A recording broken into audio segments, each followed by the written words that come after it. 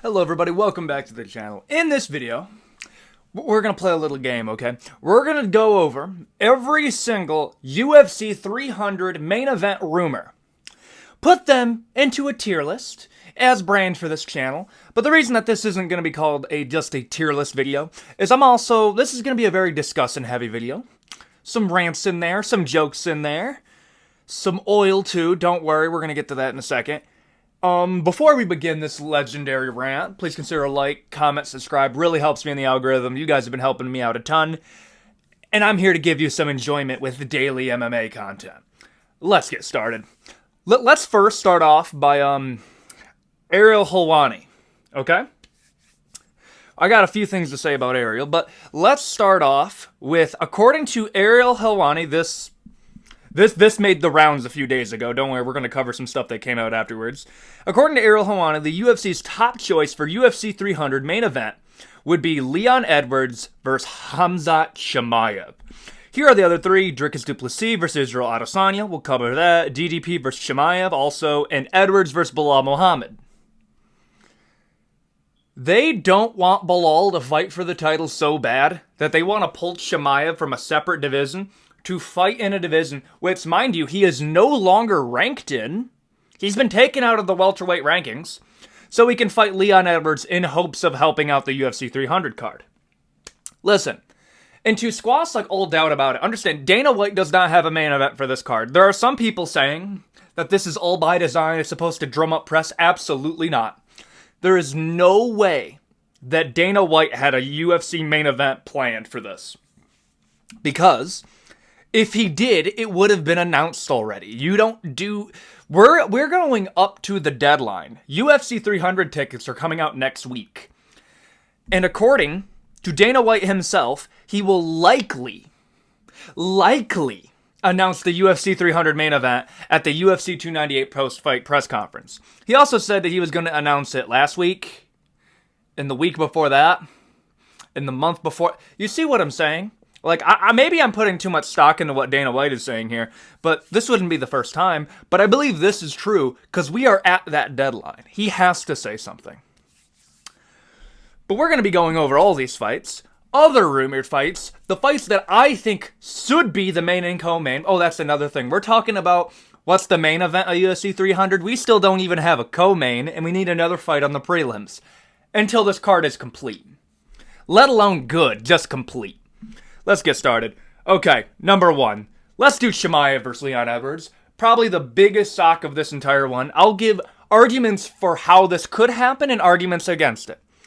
Khamzat Chimaev versus Leon Edwards. Self-explanatory. Would it sell? Yes, but guess what? I never want to hear Dana White say anything about rankings ever again.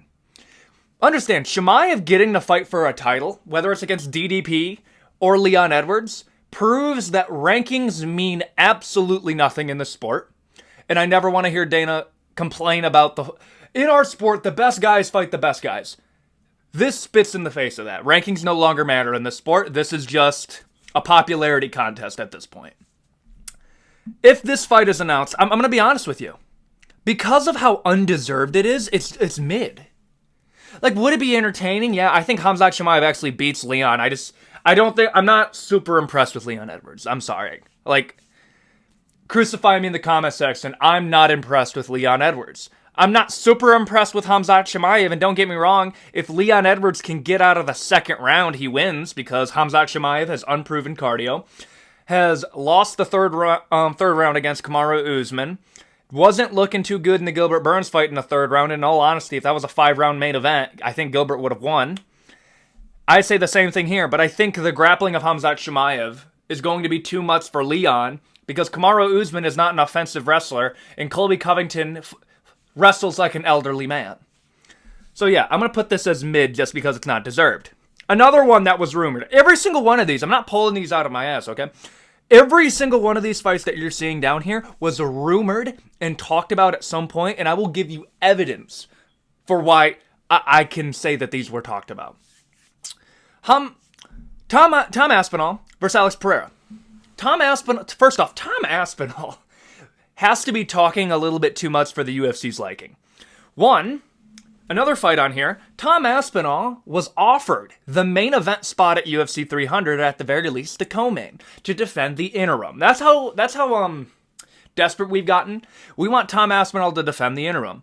Tom Aspinall said he's not interested in fighting Cyril Gane. The only other fighter in the heavyweight division that he would be interested in outside of a Stipe or a John would be the winner of Almeida versus Curtis Blades. You're not going to make that turnaround for UFC 300. You're just not. Tom Aspinall requested Stipe. The UFC says yes. We'll talk to Stipe, but if we can get Stipe to agree to this fight, are you going to sign the bout agreement? Tom Aspinall said yes. He says this on his Instagram. The UFC has not proven this wrong. Neither has Stipe. Stipe's actually gone full silence on us for a reason. Tom Aspinall agrees. Stipe Miocic ghost everybody, including the UFC matchmakers. Okay? So that's the situation that we're in, that we had to pull Alex Pereira to fight Tom Aspinall.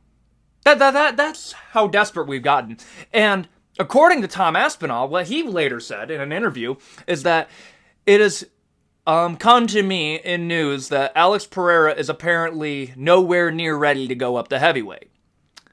That means they talked to Alex Pereira, and Alex Pereira had to say no. And that Alex Pereira wants to defend the title at light heavyweight.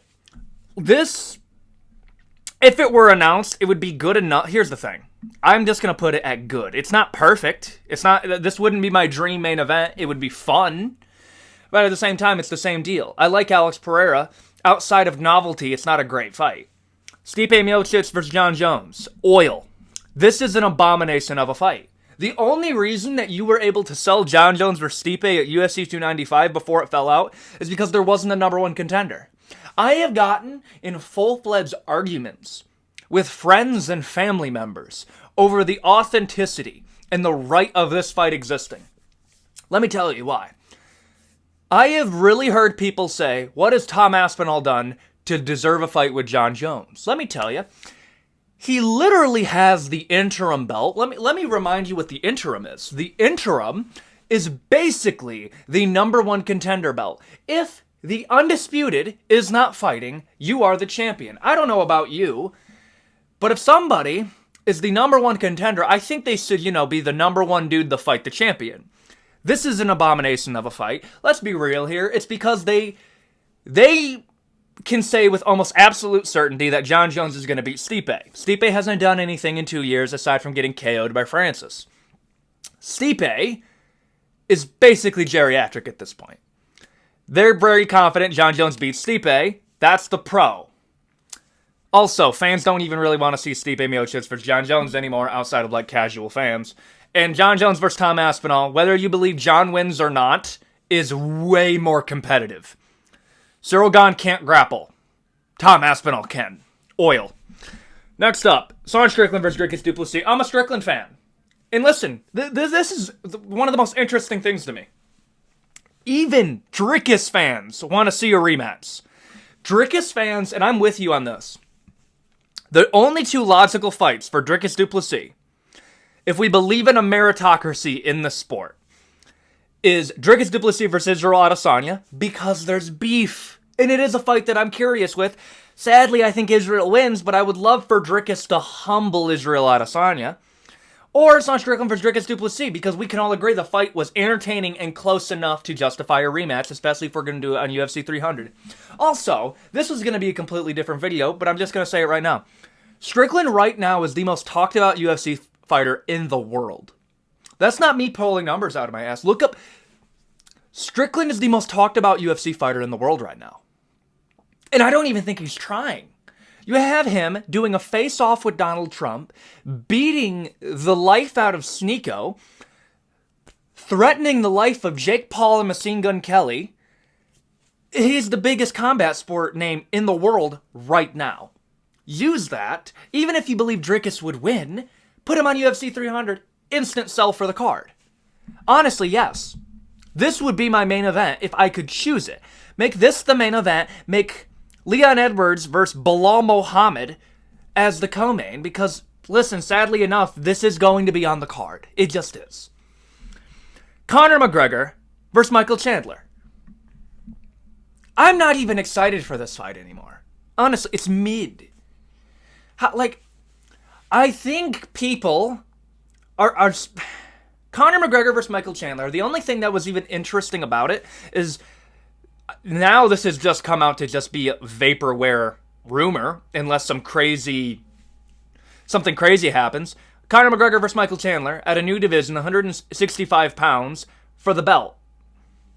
That would have been interesting because I've always wanted a 165-pound division. Outside of that, this fight is not interesting because let's be real here.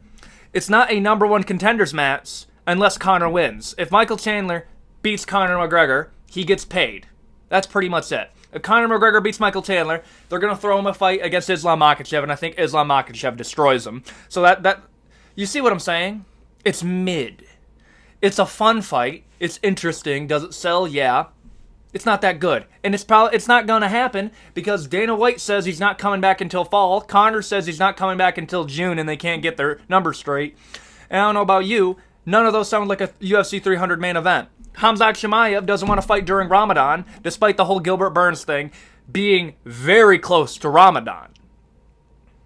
Leon Edwards versus Bilal Muhammad. Apparently Bilal Muhammad doesn't have a problem fighting during Ramadan, but Khamzat does. Okay. I have a feeling Khamzat just has trouble getting into the United States. That's why he wants to fight in Saudi Arabia. It makes zero sense anymore. I really do believe Khamzat Chimaev because of, he has a certain relationship with a certain bad guy in the world right now. I think he has trouble getting a visa in the United States. That's not a crazy thing to say. I think that's why he only fights in Abu Dhabi and Saudi Arabia lately. But Bilal Muhammad doesn't have this problem even during Even Magomed Ankalaev said that he would fight on UFC 300 if they offered it to him. Brother, they're all close enough to Ramadan. I don't understand what's going on. This time, if this is the main event, Dana, there's no oil. Okay? This you at least get, you get the oil. Here, none. You get nothing. Do not announce this. I know this is going to be the co-main at the very least because Leon Edwards says he's fighting on UFC 300. Bilal Muhammad says he's clear for UFC 300. The UFC probably has this, and they want so badly not for this to be the UFC 300 main event because, brother, you are going to get crucified on Twitter. You're not going to be able to show your face in any public forum without people ranting. Oil him up to the sky. So yeah, do not announce this unless it's going to be the co-main. Tom Aspinall versus Stipe Miocic. I already talked about this. Stipe said no. In my opinion, this is what I don't understand. I mean, I do understand it, but it's just strange to me.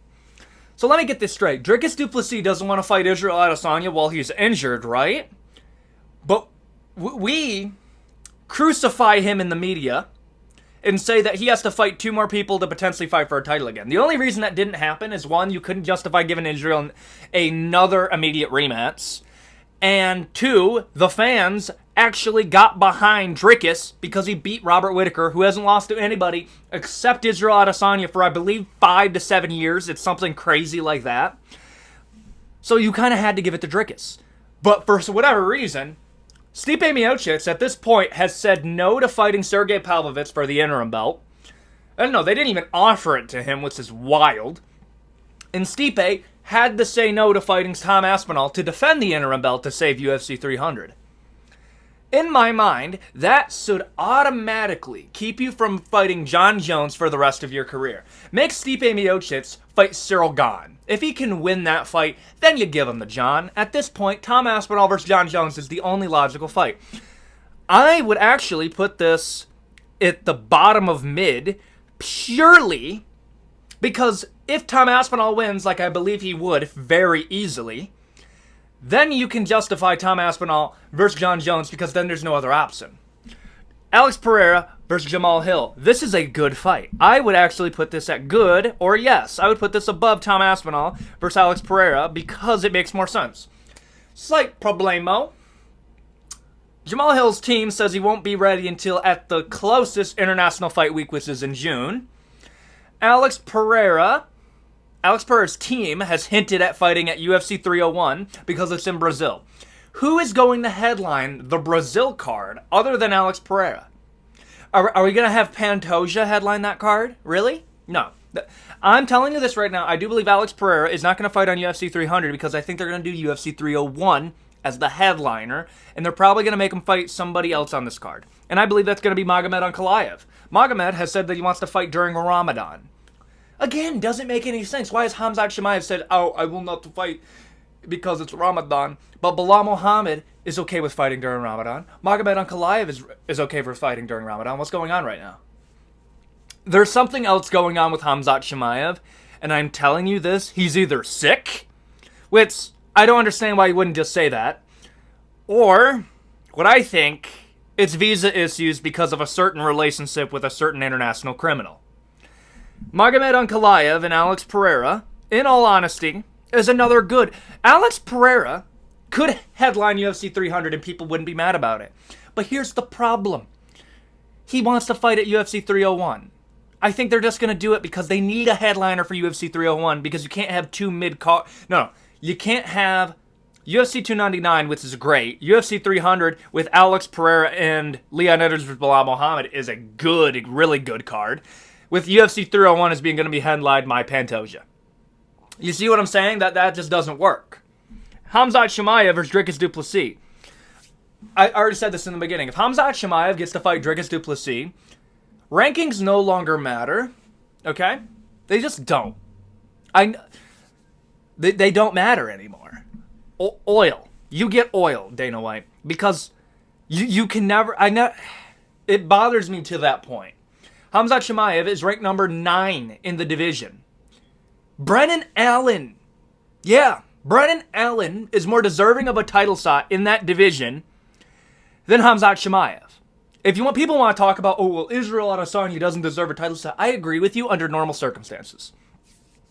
Here's the problem. It sells, and Israel has a better case to be made over Khamzat Chimaev, and everybody else is booked up aside from Sean Strickland. And finally, Israel Adesanya versus Dricus du Plessis. Yes. Let me tell you what you should do. And maybe I'm biased, but this is what you're going to do. Co-main event. We have 2 more fights we got to put on the main card. Leon Edwards versus Bilal Muhammad. You have to do it. You just have to do it. I don't understand. Let's be real here. Even if Bilal Muhammad beats Leon Edwards, like I don't believe he's going to be able to do, Bilal Muhammad is going to lose to Shavkat Rakhmonov. You can market Shavkat. You have to get this fight out of the way. As much as fight fans don't want to see it, we have to get this fight out of the way. Colby Covington versus Kamaru Usman was supposed to be a snooze fest, but it turned out to be one of the best welterweight fights ever. You got to put this in the co-main. Your main event is either Khamzat Chimaev versus Dricus du Plessis or Israel Adesanya versus Dricus du Plessis. I say you do Sean Strickland versus Dricus 2 because 1, Strickland is the most popular MMA fighter in the world right now that could actually fight. I know somebody's going to say, well, what about Conor? What about John? But none of them can fight. That's the reality that we're in. Strickland versus Dricus 2 is the fight to make.